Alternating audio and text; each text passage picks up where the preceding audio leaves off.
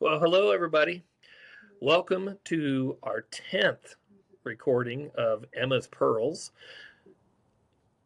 I am David Joseph Denning. I am a third great grandson of the prophet Joseph Smith and his wife Emma Hale Smith. And I am here with Angeline Kennedy Washburn, who is the fourth great granddaughter of Joseph and Emma.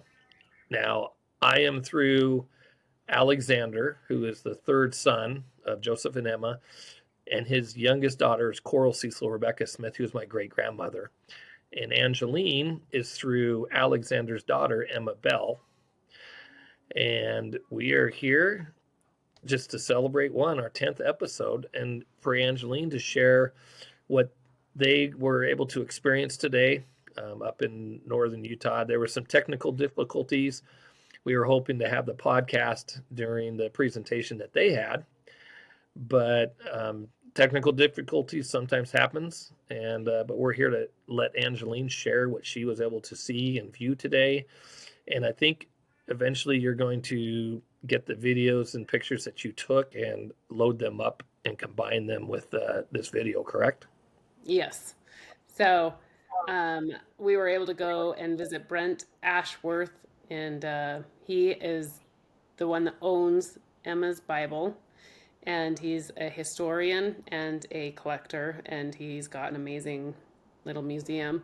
But he showed us Emma's Bible, and we've seen it before, but it's been years and years and years. And he I think bought it in 2011, and he talks about it. I tried setting up our equipment and everything, and he didn't know how to get onto the internet or the password.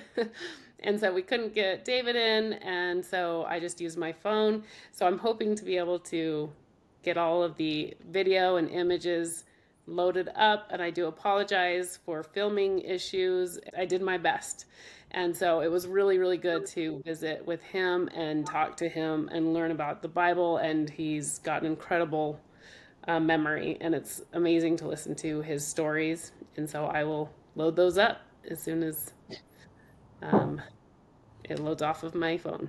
I guess I don't need to say that, but so I hope you enjoy the things that we learned today. So Angeline, when you were there, what else did you get to see? Okay. And when it cuts out, it'll come back, so the recording won't have issues, but I'll start Okay. again.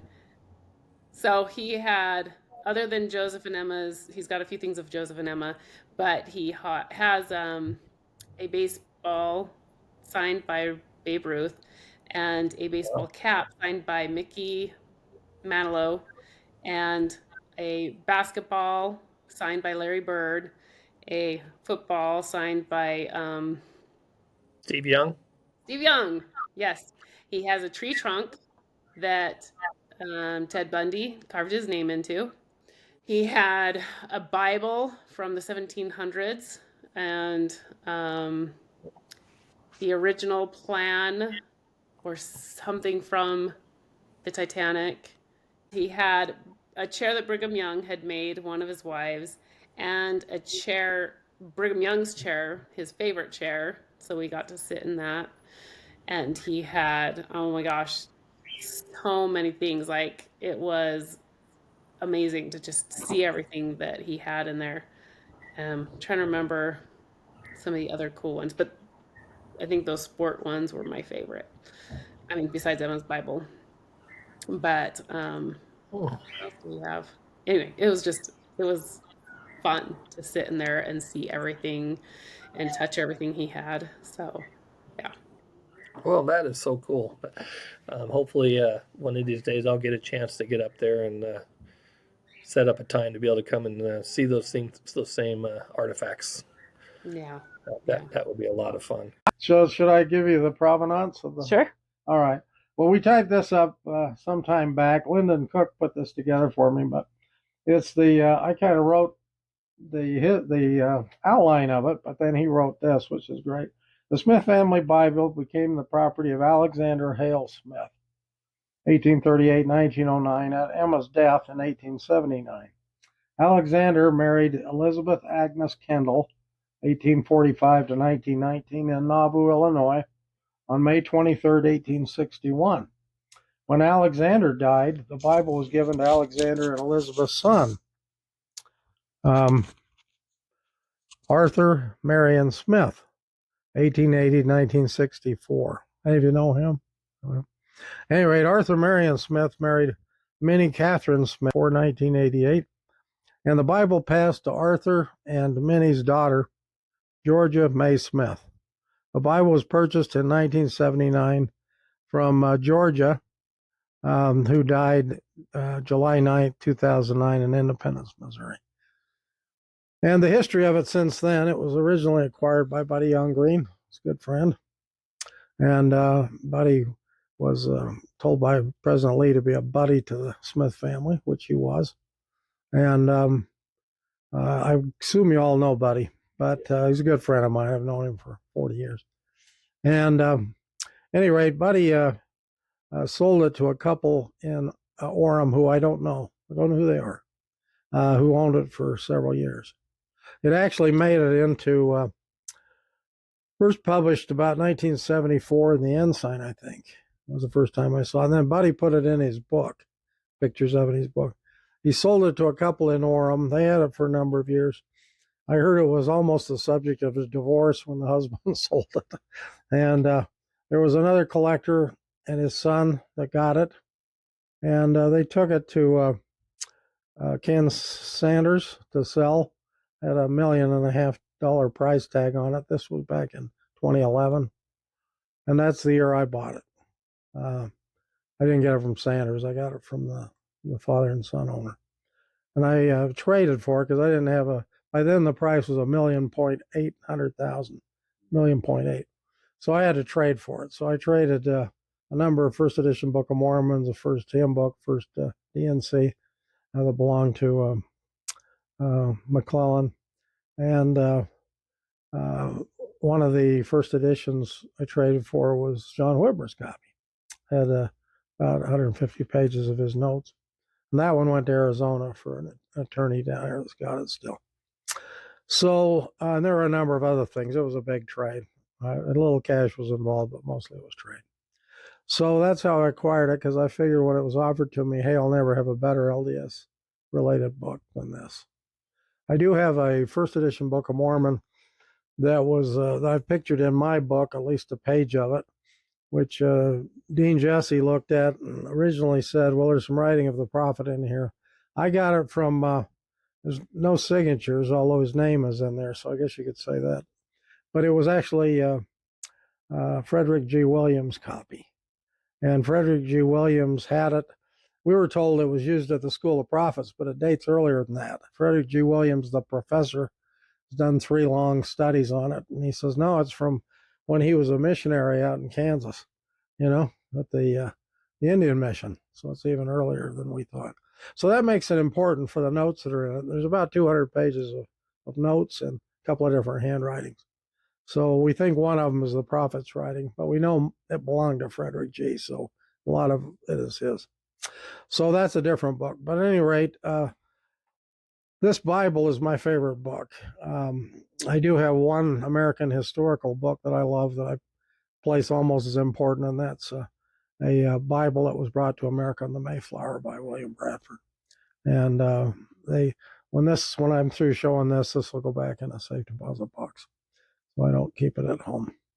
I had an opportunity to show it to Rick Turley a month ago, and he says he's never seen it before, just heard about it. That surprised me. And I says, well, do you think Shirley, your wife, would like to see it? He says, yes. We brought her in, and she was really, really impressed by seeing it. So that was kind of fun on both scores. Anyway, that's kind of the history of the Bible, including up to now, when I got it, acquired it. And I've had it since 2011, so it's been, 14 years now. The Bible, we had the box. This is a clamshell box. It was made for it. Bible. Yeah. And, yeah. And, at any rate, this is the Holy Bible, 1831, Joseph Smith Jr. and Emma Smith's family Bible. with extensive notes in their handwriting regarding their family history and genealogy. Specifically, the prophet writes in the names and dates of his parents, Joseph Smith Sr. and Lucy Mack Smith family, and then Emma writes in the names and dates of her parents, the Isaac and Elizabeth Hale family. Then Emma writes in the names and dates of her and the prophet's family, including the names of the twins. I was told Meridian Magazine said she never named the twins, but she did. They're in here. Okay. Thaddeus and Louisa. Of course, their first child had died too, so he's listed. And the name of a previously unknown son they lost in Nauvoo. And it's either the seventh son or Thomas' seventh son, but at any rate, it's February 6, 1842, so it only lasted one day. Under deaths on the following page, and I'll show you this, Joseph III recorded the death of his father, the prophet, and Hiram, the patriarch, on June 27, 1844, and also his other two uncles, Don Carlos and Samuel Smith. So the Bible has had a lot of repair done to it. This isn't the original cover. And you can see where pages have been repaired over the years. It's lucky it survived at all. We had Hiram and Joseph bought their Bibles at the same time, evidently, in 1831. And what's that? Is that Cooperstown? This was actually this Bible he bought. No, Cooperstown. Cooperstown was the Bible they used for the translation of the Bible. Right. And that one the church has. The one we don't have is the Father's Bible that Joseph went out to the woods after he read it. But Joseph and Hiram bought their family Bibles, we think, together in Cleveland. And it was in 1831 when they were in Kirtland, Ohio.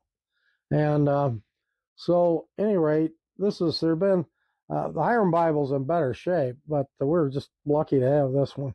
You can see the stains and so on, and some repairs to the pages where they were falling apart. The real important part of this, though, is in pretty good shape. And that's the, let's see, I stuck a vitamin note in there. Just to be funny, I guess. We had somebody talking about him the other day. Went to a lecture on. Any rate, these are the pages where the prophet. And first of all, Joseph writes his name and some names here on this family record. So that's his handwriting, right? Here on this side, and then the important ones are on this page.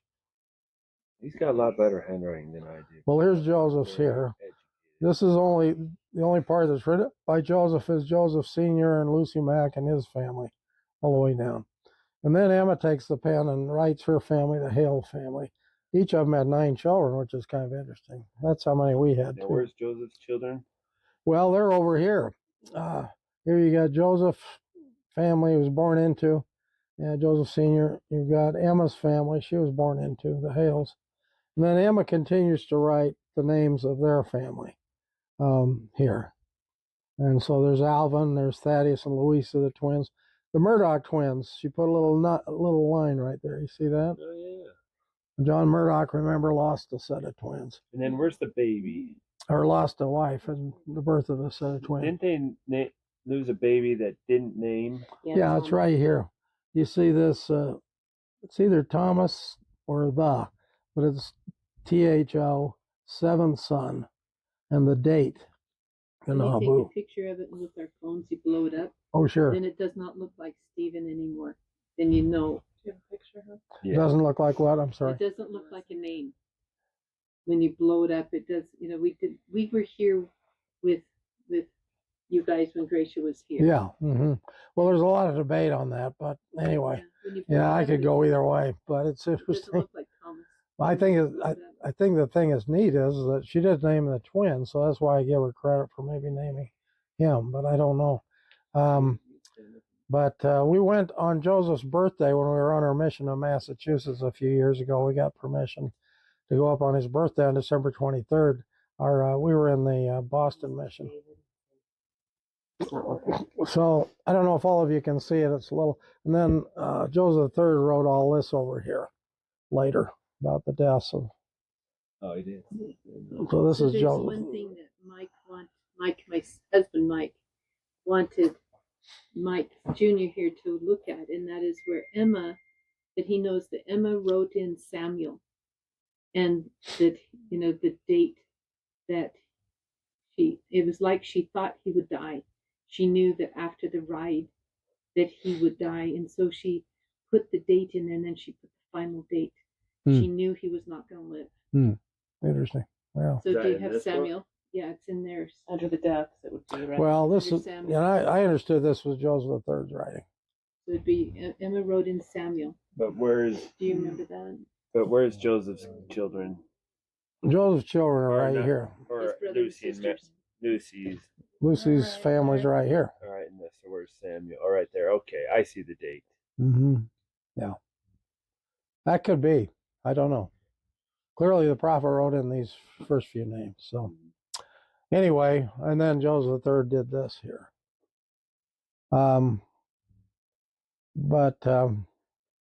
Anyway, did y'all get a chance to see that? Rory, So you can kind of see it. do you want to take a picture for the lesson? Your phone, because that's On pretty Sunday? cool. That's really cool. But out of 69 years of collecting, that's my favorite book. Mm-hmm. So Courtney's a fifth great granddaughter, and Rory, your fifth great granddaughter, That's and great. Mike is a fourth great grandson. I'm Mike Jr. Uh-huh. My Wonderful. husband's a third great grandson, Sure. and Angeline's a third great Wonderful. granddaughter. Fourth great granddaughter. Okay. Wonderful. Don't talk to them. Anyway. Already made. So that was So that was that first one has a picture of Joseph's children in there, right? That's 1972 one. oh yeah. Uh-huh. Has all the pictures of his son. Yeah, I think so. Let's see what we got.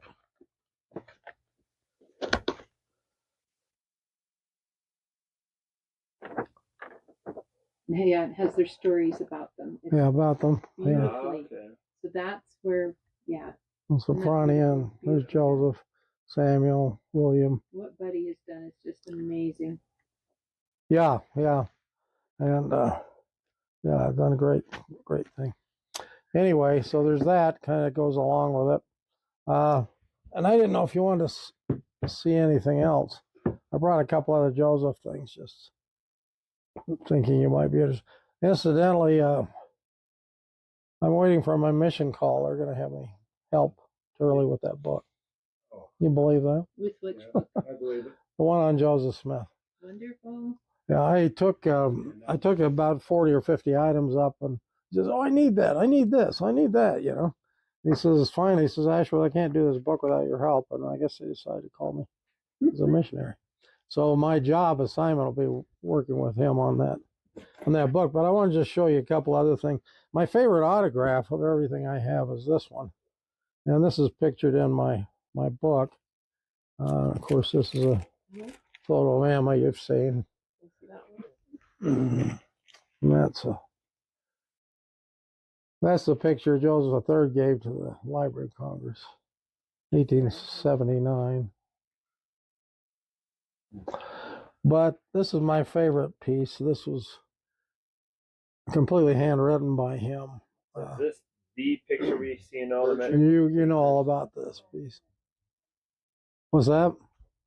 The CW charters, which I put together. But this is a statement he made. He wrote out for Susan Conrad when he just visited Van Buren and the Congress. Remember, the Lord told him, go and take it up with the governor. Yeah. Take it up with the judge, then take it up with the governor. Of course, the governor had a price on their heads. And then take it up with the national government. And he did, and he didn't get any help from any of them on getting their Missouri lands back. And among the things we gave the church 15 years ago was the fourth petition. You know, it was signed by 2,500 and some odd Latter-day Saints to try to get the government to be of help getting their property back. But that was not successful. Anyway, Joseph got through with that, and he decided not to waste the trip, so they went on to Philadelphia, and they got a synagogue. They rented a synagogue, Jewish synagogue, and it held 300 or 400 people. And the Philadelphia Inquirer, which I think is still a newspaper there, said, "Come listen to the Mormon prophet, the barbarian of the West," they called him. The barbarian of it. And we're told over 1,000 people came out of curiosity. So there weren't too many could get in the building, but they opened all the windows up and tried to listen King Benjamin style to what he was saying. And there were a number of converts. We don't know exactly what he said. We know Benjamin Winchester, who was the head of a little branch or twig. It became a branch by the time Joseph left. Kept some notes of it. And we know from the notes we have that he talked about the family mostly. In fact, I think his talk could probably work well at General Conference next month.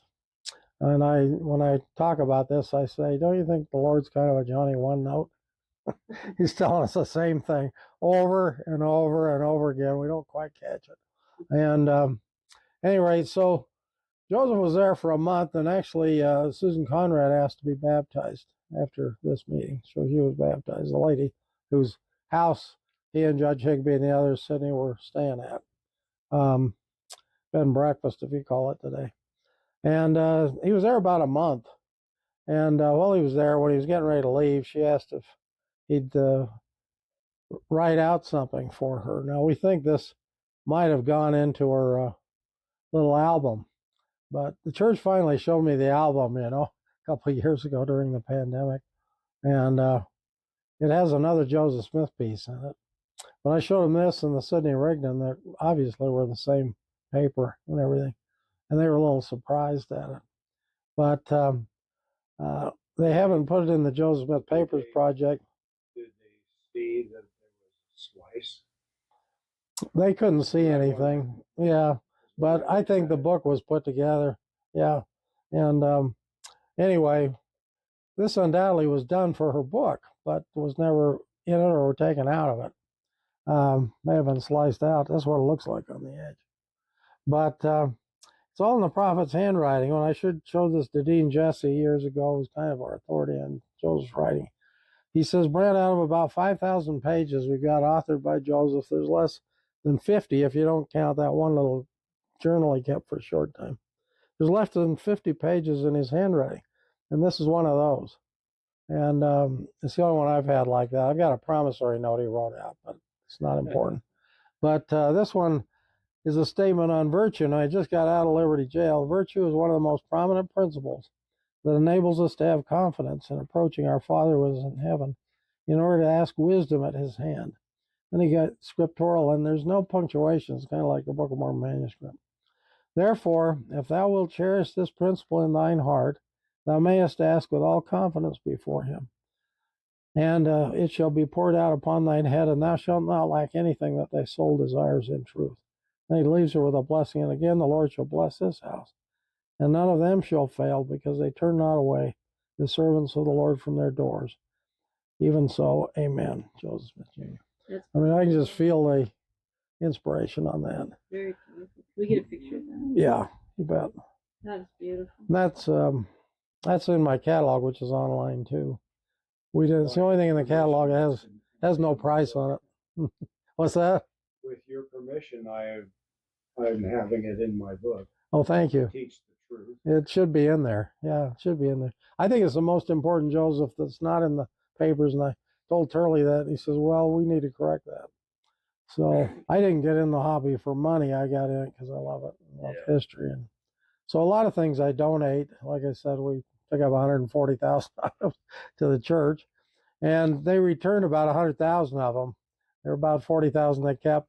But, they didn't keep any of the documents. I mean, they kept every document. They didn't return any documents. About 9,000 documents. They kept every document because documents are kind of unique. So tell me the name of the sister that blessing was going to that Joseph wrote. Oh, Susan Conrad. And she joined the church after the meeting, after hearing Joseph's testimony. She was baptized among several others. Like I say, the twig that Benjamin Winchester was the head of probably became a branch at that How long ago did you start just collecting? Oh, I started when I was 7, and I'm 76 now, so that was 69 years ago. And what got me started was a fire. Basically, my grandmother Nana, we called her, was a collector. She collected everything. In fact, she was a real pack rat, and she had the garage of their home just so much full of stuff that when she died in 1950, I was only a year old, so I don't remember, but I feel like I know her. And Bob, my grandfather, lived another 6 years. And he said to us once, I can remember him saying, I wish I could pull my car in the garage. But he never had the heart to go through her stuff. When she died, the kids didn't have that problem. The home is the west parking lot of Brick Oven Restaurant, if you know where that is. The one in Provo? Yeah, so there's a couple of trees that are huge now out front that were little dinky trees that we helped the day he died in '56. Put tape around to keep the wind from breaking him. And well, he was a neat guy, and but the kids had no respect for anything, so they just started burning in the backyard there. They threw it in a big bonfire. And anyway, they're just tossing stuff in. And I was only 7, but I can remember a couple of things about that day. Rolling over in the grave. Yeah, I can remember. My grandpa's false teeth in the ashes. I was only 7. I thought that's weird. And then I can remember 2 uncles fighting over a pair of socks. And that's about all I remember. But I asked my mother later. I says, "Did you guys save anything from Nana's stuff?" She says, "Yeah, there was one box. It was up in the rafters of the garage, and I had your dad go get it. My dad was an architect, and he designed a home that they were going to build up above where the Provo Temple was later built." And so I pestered her till we went out and found the box, and she says, "Now you can just have it. It's probably more junk. They'd never been through it." In the box were 12 letters and one statement signed by Heber J. Grant. And they were all to her. I mean, she was a convert to the church, but she became very close with the Relief Society president, Louise Y. Robinson, at the time. They became close friends and would stay with them in their various places they moved to. Grandpa was a friend of J.C. Penney's, and they would have him open stores everywhere. So when did you get your testimony of Joseph? Oh, I think I was probably born with it because I've always known he was a prophet. I've always known he was a prophet. Yeah, that's a good question. The Book of Mormon. I was 12 and a deacon when I first read it. We'd read parts of it before that, and I've still got the Bible my folks gave me when I was baptized, which is in '57, and I was always interested in the scriptures, and I'd read it, but the Book of Mormon, I was special. I went up when I got through reading it. I was 13. It took me a year to read it off and on like a kid. And I went up on Y Mountain on the bottom of the mountain. We lived up on the foothills, Oak Hills, and my dad built a home up there. And the level above us that has the chapel on now was just it's where we played baseball. It was just a big field. And I went above that. There's a water tank up on the base of Y Mountain, and I'd read Moroni 10:4-5, and I thought, well, I'm going to go test this. So I went up on the mountain and knelt down and prayed. And I had an almost immediate strong feeling that it was absolutely valid, correct. I kind of felt like I was after I got done reading it, but I wanted that assurance. So I know what the burning feels like because I felt it. For Moroni's promise at the end. Yeah. In your mind. Oh, I wanted to put it. I was 13-year-old and I was full of spit and vinegar, and I wanted to prove it, and I got it proven to me. Now a lot of people don't get an immediate answer, but I did, and I felt like when I came down to the mountain, I felt like Moses. and I've never questioned the book ever since. I know it's true. And I know Joseph's a prophet. So it's interesting. Later, I got McClellan's journal, the one he wrote when he was out of the church for a while. And he has one part in there. I've got it. It was published by BYU. I've got a copy of it, but it's not out here right now. But you got that, don't you, Andy? Anyway, in that book, he says at one point Joseph got what he deserved at Carthage. He was pretty mean-spirited. And he crossed all that out with the same ink. Kind of like, I shouldn't have put that in there.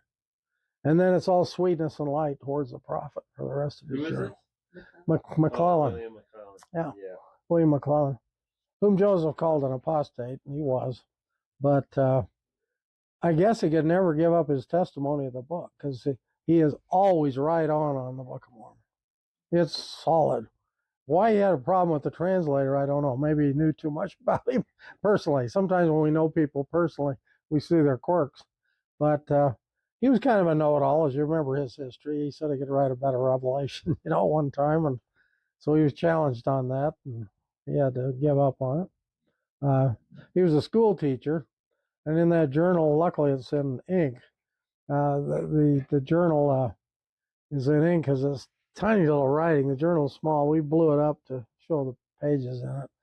But he called Joseph. He said a lot of people were in my science class in the winter of 1834 in Kirtland, but Joseph was the smartest. He went on and on talking about what a brilliant man Joseph was, and how, even though he didn't know the principles of science, he learned them, And anyway, it was a great compliment. He says, out of thousands of people I've known, he had the most searching mind, of anyone I ever met. And anyway, it was a beautiful testimony to the prophet. But as far as my testimony goes, I've always known he was prophet. And I've been collecting his stuff all my life. This is a final one I just thought I'd like to share with you. This is you remember Liberty Jail, and Joseph and the others, Hiram and Caleb Baldwin, Alexander McCrae, they were taken to Boone County to be switched over to another jail when they were allowed to escape. Okay, remember that? This is the jail they were allowed to escape? Well, this is what we think, they were allowed to escape. But yeah, well, they got horses and took off, but on their way. And Sheriff Morgan, who let him go, this is his original statement, the sheriff. Okay, it's known as the escape letter. And it's kind of funny because in the letter, he goes on to say, he lists their names, Lyman White, and of course Joseph and Hiram and Lyman, Alexander McCrae, and Caleb Baldwin. He took them into his custody and headed towards Boone County. But at any rate, they escaped without the connivance and consent or negligence of myself and said guard. Well, nobody believed him. And he was tarred and feathered with a couple of his men. I don't think he lived very many more years after. The guard was tarred and feathered for doing it? Yeah, the guard and him. Yeah, because they didn't believe that it wasn't without his connivance. It's known as the escape letter. But that's what it is. Document that I had, which the church got years ago, and I haven't seen it for many years. Most of the stuff they got from me, they got around 2010, 2009, 2010. And, we've been giving them stuff since 71, but the big chunk of the more important stuff was around then. And there was also a list of all of his real property, separate list. And it amounted to about $10,000 worth of real property back then. So most of his estate, his personal stuff was only like $1,200, but the real property was about 10,000. Around 10,000. That hasn't been published either. And both of them went to the church, so I assume someday they'll publish. He didn't do it for money. What, me? No, Joseph. No, I don't think so. No. He didn't make very much money off of it, did he? No, I wasn't. He was a young man. He didn't get to. At any rate, no, I have great love of the prophet. He's a wonderful man. He wasn't perfect, but he was about as good as the Lord could find. This is a rule of collecting. Pretty much, I can say now after almost 70 years, the famous women are always rarer than the men in handwriting, and that may sound a little funny because a lot of the women were educated and could write and so on. some were not. But Josephine is 10 times rarer than Napoleon. Emma's 10 times rarer than Joseph. Martha's 10 times rarer than George Washington. And it finally got to me, may have been 8 or 10 times, but anyway, it's usually their handwritings are quite expensive because they're so rare. So this is my thought was Joseph and Emma, having a talk with their little children. This is Joseph and Emma's book, and Joseph teach with their Bible, opening the book of James, chapter 1, verse 5, telling his children the story of the verse he read that made him go pray. So there's Emma and Joseph's Bible, James 1:5. If any of you lack wisdom, let him ask of God, that giveth to all men liberally, and upbraideth not, and it shall be given him. Imagine him just describing to his children what he felt when he read this, how the Spirit prompted him thinking, I could do this, I need to do this. And then walked out to the forest the other day and saw the Father and the Son in person.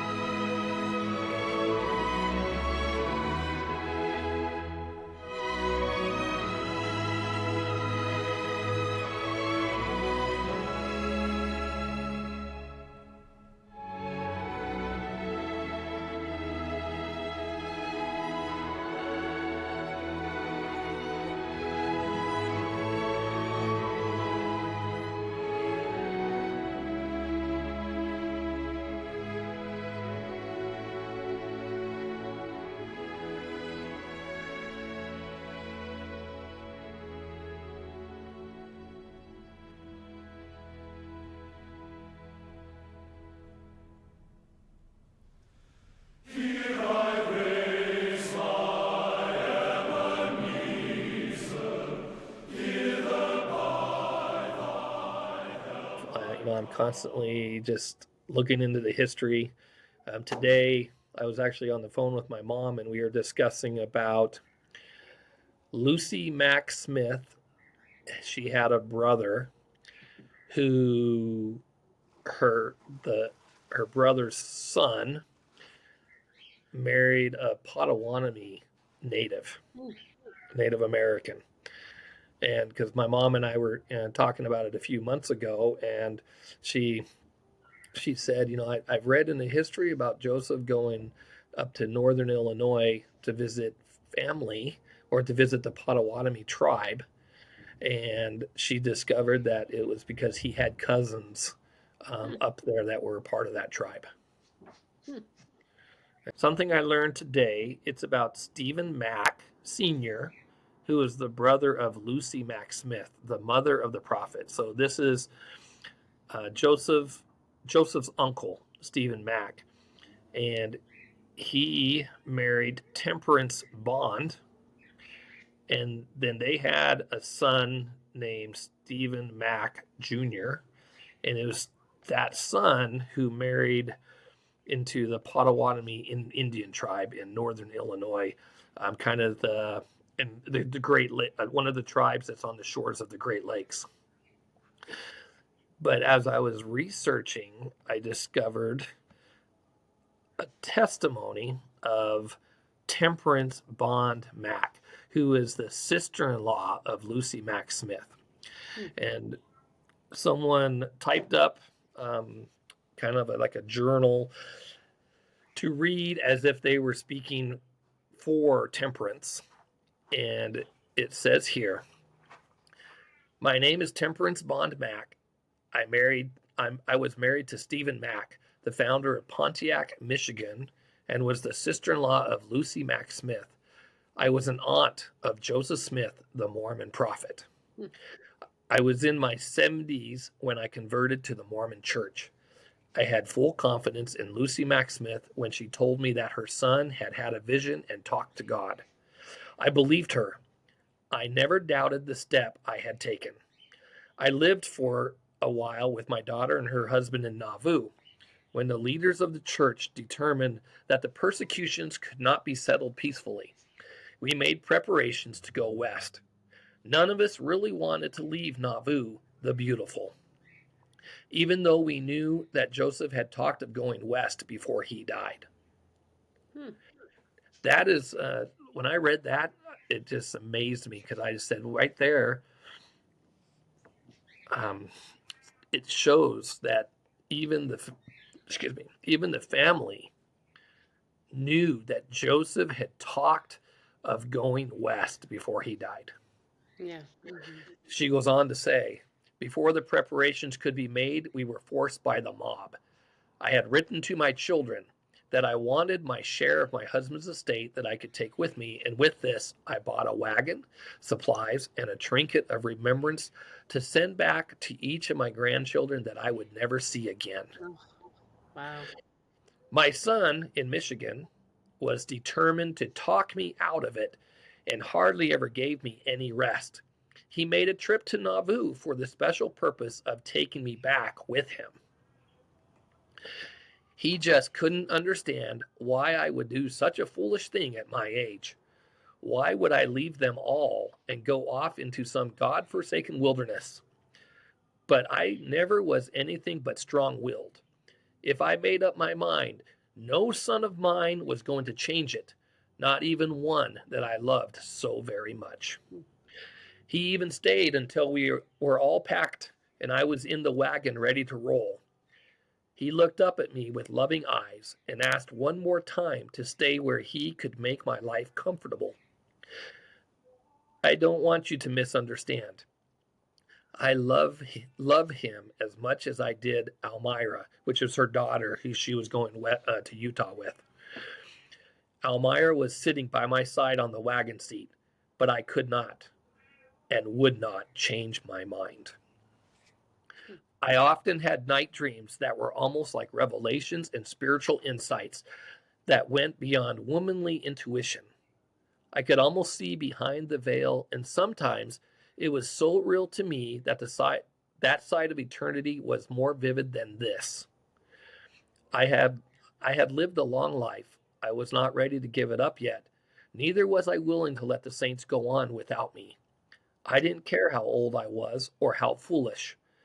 I looked down into the eyes of my oldest, my well-beloved son, and I said, I am where I want to be.